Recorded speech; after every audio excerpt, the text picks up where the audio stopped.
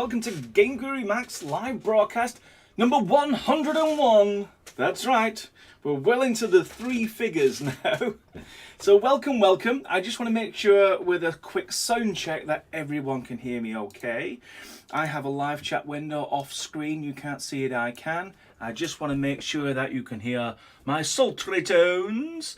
And if one of you who is attending us live can just say, yes, Lee, we can hear you and that's all right. Then I know my microphone is working. Thanks very much, Bouncy Sky. Great, everyone can hear me. I can move on. And as you saw in that very last minute impromptu video I made, we've actually hit 9,000 subscribers on YouTube, which is great. And welcome once more to the live broadcast, episode 101, where I split this into two sections. The first part is a demo, where I show you a little bit of the software, maybe go through a small tutorial, and then the second part is a Q&A, where you can ask your questions. I'm happy to answer them during the second half of the broadcast. You can ask your questions right away, just drop a question mark at the end of it, and my friend Zach will answer your questions if he can, and if he cannot, he will repost your questions himself during the Q&A, so I don't miss any questions that were not answered. So that's the format. So without further ado, let's get into the demo section.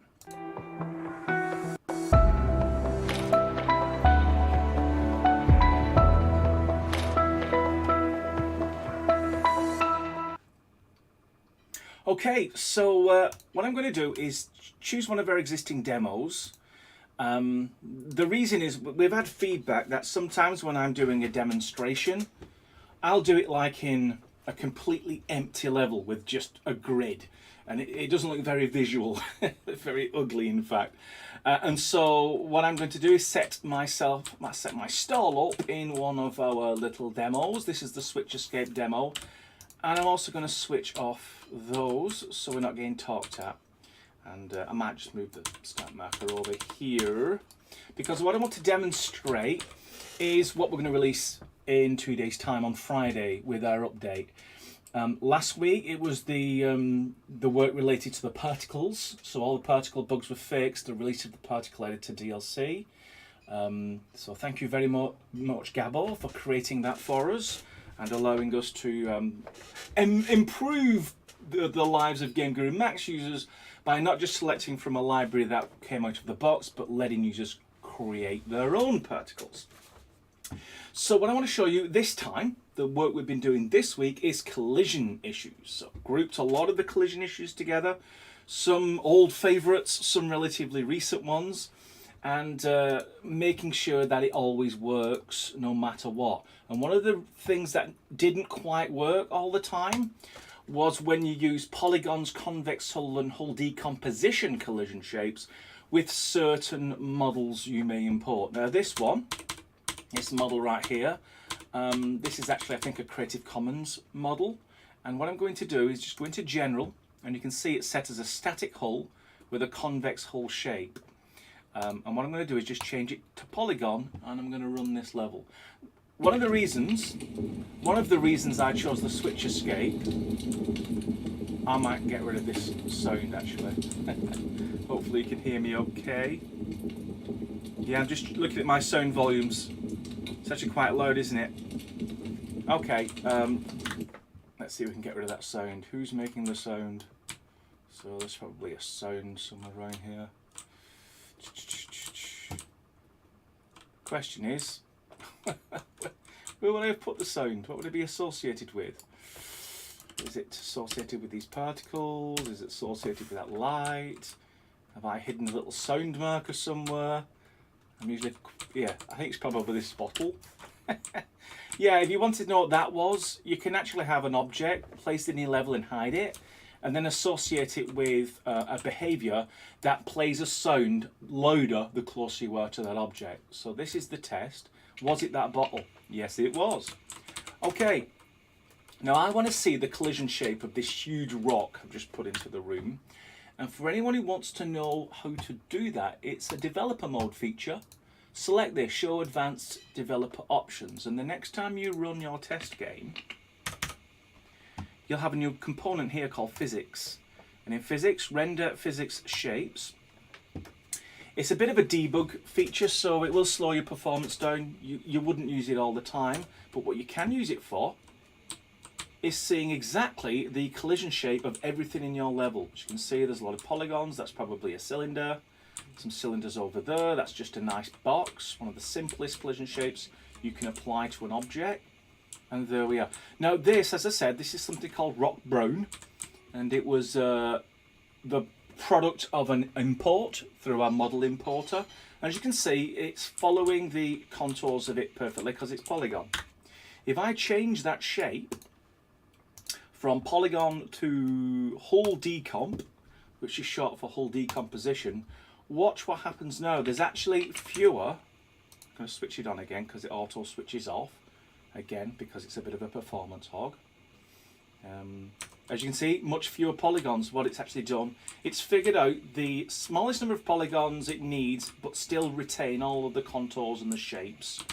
And it's a really cool feature if you're importing models and you want the best shape, especially if it's a blobby object, use hull decomposition. Now this, before, is where it went horribly wrong. Back in the day, if I selected it and then rotated it like so, and ran, then what would happen is the collision shape wouldn't match the visual object. You could see the rock here, and then this green outline representing the collision shape would be like over here, or in the floor, or floating or in the ceiling, or a different scale. So now for polygon, convex hull, and hull decompositions, the static collision shape will match the visible object that's in your scene that you may or may not have imported through the model importer. Now this is just, it looks like this is just one fix. It was actually a collection of a number of fixes as different models that came in presented slightly different ways to trip up the system. So I've gone through a lot of models, made sure it's really good, and that's going to be in Friday's update. So if you still have models that are exhibiting strangeness, and when I say strangeness, a typical situation is you've imported a model, like a building or a statue or something, and then you can run through it. So you can see the thing and then you can run straight through it. It's like, whoa, no collision. It's not that there is no collision, it's probably because the collision shape, this green outline, it's somewhere else. It's, like I said, it's in the floor, or it's floating around, or it's 2 inches high, and so you're just missing it. So certainly use the this mode to see where your collision shape is for the model. Take a screenshot, post it as an issue on the issues board, and we'll get back to sort of the second round of collision fixes. But I think we all agree it's very important that if you see something in your world, you should be able to collide with it. So that's the first thing I wanted to show. The second thing is a behavior, because also in Friday's update there is an updated behavior called door sliding. Now this was the simplest script in the world to begin with. I think we're on like version 8 of it, and I can't take any of the credit. It's community scripters who've been beavering away, continuing to add functionality to this door sliding behavior. So let me just show you what the door sliding behavior is, providing I've not deleted too much stuff. If I activate this switch, what happens to that door? That door just slid up. Now what's really clever is that wasn't an animation. Some artist didn't just add that door open, door close animation. That's just a regular old object that happens to be dynamic and using this rather clever behavior. And the behavior is to, when activated, to move the door based on all of these properties. So as you can imagine, it moved up. So that's 0 degrees straight up. If it was 90 degrees, in fact, let's do some practical examples here. Now this is unrehearsed, and if the latest version of the door slider is broke, it's only Wednesday, we've still got 2 days to fix it. But I just want to put 90 in. Now we can guess what might happen, but even I don't quite know what's going to happen now. So we press that. Yes, that's right. So 0 degrees is up, 90 degrees, if you think about a circle, go down clockwise, quarter, you're now facing right. If I set it to 180, and run it. Can anyone guess which direction the door's going to go in now? That's right. And you'll notice another cool thing, again, I can't take any credit. I think Eamon Moses had a lot to do with this one. It retains its physics. You know, this is a real dynamic physics object that you can move about. Now, it doesn't take a genius to figure out that with that kind of control, this can be used for a lot more than just moving doors around. Can you imagine an object that's like a platform? And you can use this behavior to move this physically active platform from A to B in a particular direction. Now you've seen the potential of it. But let's carry on through the properties. I just want to show you just how cool this one behavior is. And we have lots of behaviors now in fact, let me just show you. If I select this big icon, it instantly gives you access to all of the behaviors for objects. And that door can pretend to be anything. This is like the brain of the door, or rather the brain of an object. We just happened to give it the brain of a sliding door, but it could be a rotating door. It could be something that gives you health or explodes or whatever. I just wanted to show you this is all the behaviors, and these are the properties of a single behavior. So in addition to the angle you send it off in, you can also have distance, so that's how far it goes. Remember when it went down, but it didn't go quite far enough. If we say 130 instead of 90, just a guess, but I think it will keep travelling until it goes below the floor. Yeah, there you go. And then you don't have the remnant. Obviously, it makes no physical sense that a door just disappears into concrete. But if this was like a sci-fi level and you had some sort of laser shutter force field, or maybe there's a little gadget that looks like a door could recess into it, and of course, that downward door direction would make perfect sense. Then you got the door delay, so how long it takes before it moves, period. There's descriptions in the script, but I think playing with the values is probably the best way to affect the exact behavior you want for your level. And you'll take a lot of tweaking here. Once you're done, you can move on to the next thing. Text.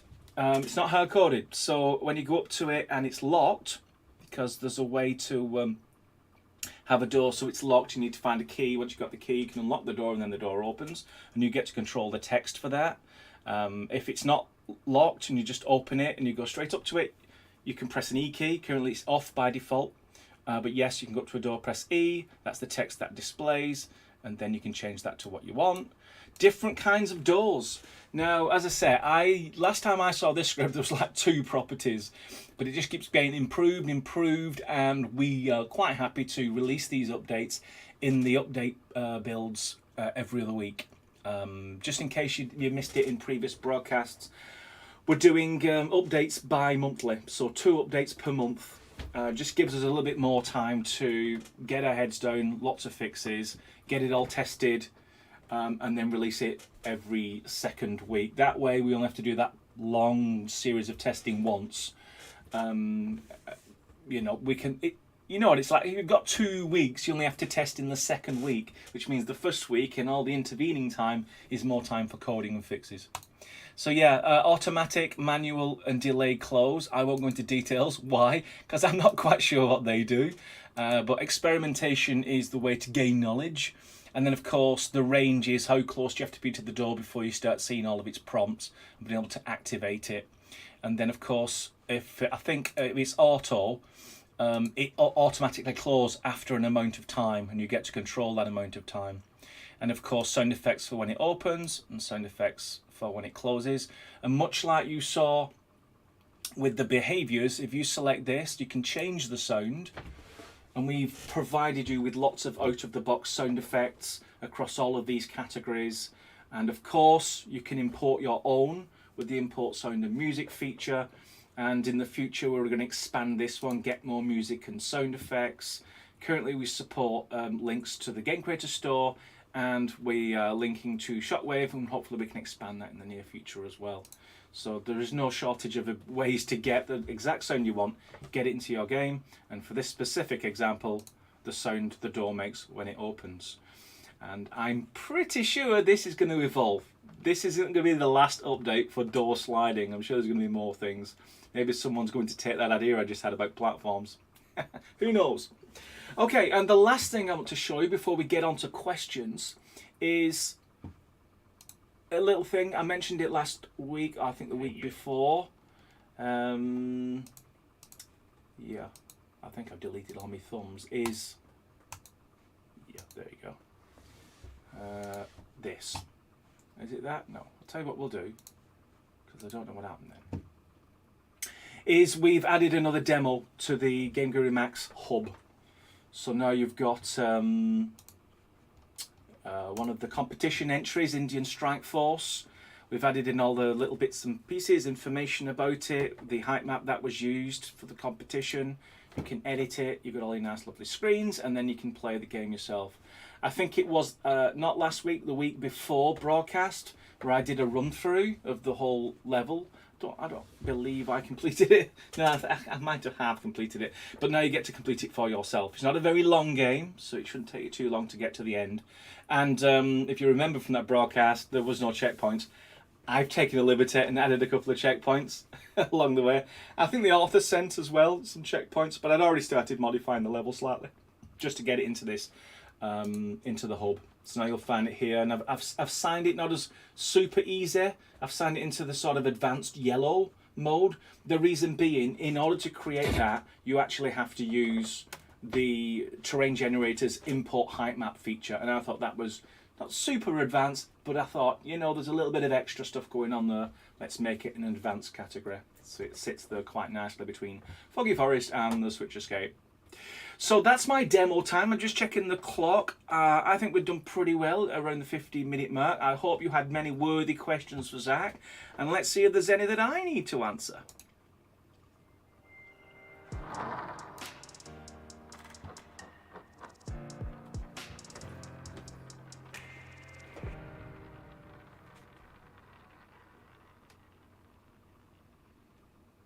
Okay, so I'm going to go onto my second screen. You can't see it, but I can. I've recently been reminded that, yes, if you were part of the live chat, you can see all the questions that have been asked, so I don't need to put it on my screen. So I'm going to pick the first question from the bottom and then carry on from there. And it looks like just the one from before the one from Zach is Buncey Sky. And again, thank you very much for letting me know that you can hear me fine. I hope that was true. That's 15 minutes of silence. Support for dynamic water, question mark. You might have to expand on that. What you think of as dynamic water might be different from what I think of dynamic water. When I think of dynamic water, I'm thinking of physics water. So think of a container, and then you can fill that container up with water, and then you upturn the container and the water spills out onto the floor. That is called fluid dynamics, and that's what I think of as dynamic water. No plans for that. That's very performance intensive. It's great for little demos, less so for games, because there's not much gameplay you can extract out of something like that. And if there is, it's a game very much designed around fluid dynamics. So that's not on my short-term radar right now, but certainly let me know if there are many gameplay applications you'd make that toward, or maybe you just want something a little bit, not hackier, but a little more game-friendly, like a waterfall or something like that. Okay, this is a question from Zach, probably from a question that was asked earlier. Are there any news on kits with roads and buildings? No plans to announce any more game kits. We're working on a couple of things, little plates spinning in the background, but nothing I can announce right now. But definitely keep posting your ideas and suggestions for future game kits. We only have the one right now, which is the Aztecs. So contemporary and ancient scenery and characters and weapons from the Aztec times. And if you want to see more, then we have an issues board where you could just post your ideas. And if you put game kit in the title, that helps us even more. And then we will assign them and make sure that feature request does not get lost.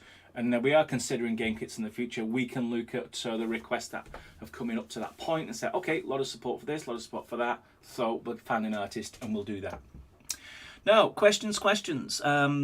Here's one. This is from Super Confident Man. Is the particle editor a paid DLC? Question mark. How much? Question mark. The particle editor has been out forever. I mean, it was originally released for App Game Kit Studio. It was written by Gabbo Deans, who's really excellent, got an excellent technical eye for graphics. And he wrote from scratch all of his particle shaders and an editor that lets you create a lot of different things with that particle shader. and he finished it up, tested it, etc., and then gave it to GGC, and we would sell it on his behalf as an App Game Kit DLC. When it came to add a new particle system for GameGuru MAX, made sense that we already had a particle shader system. We just needed to make it work in Max, and so that's what we did.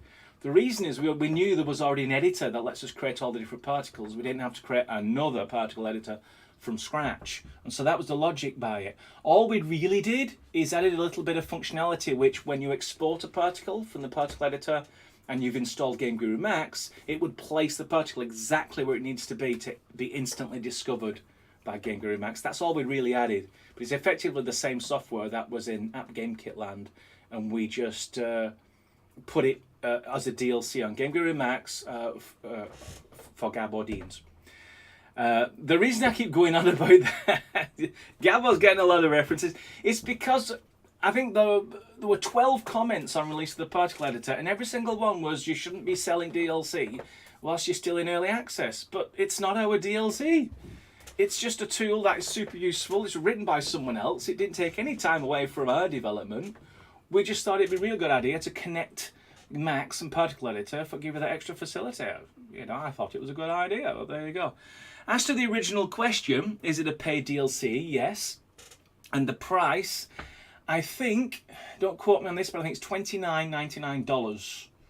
And I think that's going to be the case for all of our DLC down the road. We'll probably get lynched if we try and release another DLC during early access. But yeah, nearly all of the stuff, as far as I can think, is third-party stuff. You know, it's not subtracting from our core work, which is the completion of GameGuru MAX's features that we've talked about for the last 2 years, and we continue to work on that. So yeah, I think it's $29.99. But if you already own it, you don't need to buy it again. Just use the one that you already have. It will be updated with this extra link functionality, and you can just use that. There's no onus to buy the same thing twice. Okay, question from Nightfall-X. Are you planning to improve performance? We are planning to improve performance. As you can imagine, down the road, not too distant, is the prospect of playing your creations in virtual reality. One of the big conditions with virtual reality is that your frame rates are fast. If your frame rate drops erratically, you get a really bad VR experience, and we don't want that to happen. So we are looking at performance right now. And as I've mentioned before, sure, we're doing it for VR, but the side effect is if you're not using VR, you also get a faster games engine just by purview of the work that was done. So that's in the background, that's already happening right now. I'll be able to reveal more when we have something concrete in our hands, and more specifically, something I can demonstrate in a broadcast. So when I have that, I'll be able to tell you all about it. Okay, next question. Oh, this is from Jay Birdman. We need you to put the questions on screen for those who missed the live stream and watched the recording unless you enable chat replay. No. Oh, that's a great question.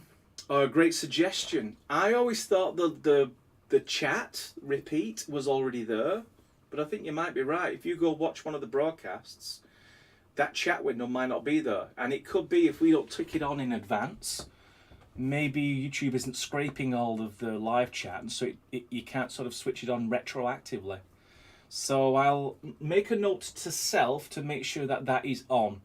But it might be better to switch that on rather than me dragging the questions onto the main screen, because I do like this idea that at any time a question comes along and I can do an active demonstration, you know, and show you something within the software, then I can do that without trying to get around the live chat window. Okay, questions. These are the questions. This is from Luge. RPG, 3 question marks. On its way. We did the Aztec game kit to sort of start and get our feet wet in terms of some very easy and basic RPG style needs like melee combat, make sure that's half decent. But yeah, the big 3 or 4, the things like the conversation system, player progression, inventory. These big things, they are on our roadmap. We said we're going to do it. But we don't have any release date right now. Okay, VR, yay! Yeah, I know. I do have a soft spot for VR, but all things for those who wait. We don't want to release slow VR. That's the thing. That's what you're waiting for right now. We want to give you fast VR and a minimum spec that if you believe us and you have that spec or you go out and buy it, you won't be disappointed with your VR experience. And there's other things as well. We want to make sure it's not just a case of just dumping a 2D experience into VR. You kind of have to do the controls a different way and how you display information on the screen a different way. So all that's been worked on as well. Is it a question? It is, because it's got a question mark in it. This is from Nightfall X. I know I keep on asking because I keep missing it. Are you planning occlusion culling? Occlusion culling is it already in? Yeah, it is already in. Now, if there's any specific kind of occlusion culling you want, maybe some GPU superpowered occlusion. GPUs do have the ability to know if a pixel of an object hasn't been rendered, and then you use that as your occlusion trigger, so you don't render it the next time.